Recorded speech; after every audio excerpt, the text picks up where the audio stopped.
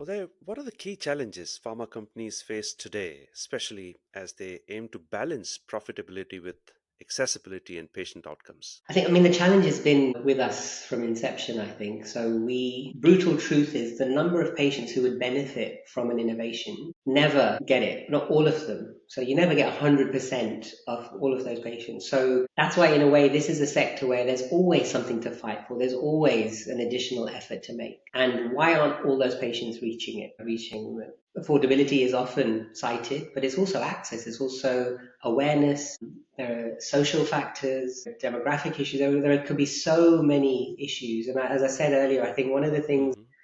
I'm proud of we're doing as a sector is being more open and understanding of there are other things beyond me selling a product to an HCP, which are preventing this medicine from getting to all of those patients. And I am obliged, as the innovator of the product, as a person who works in the company, to find ways, to find solutions.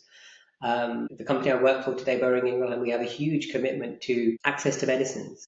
Hmm.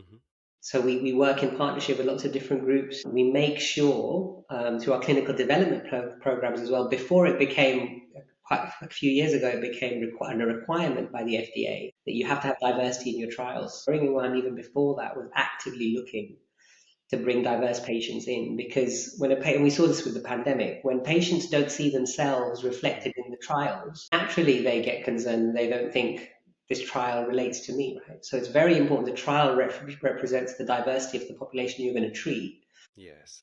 so that patients can understand that, yeah, my profile, or at least my ethnicity, my age, my disease is reflected in that research, which is why it can relate to me. So I think that's probably the biggest challenge is access, is making sure as many patients who can benefit from the drug could get it, do get it. That's the biggest challenge. But I'm very pleased and proud of the progress we're making. There's still a lot to do, but we're moving definitely in the right direction.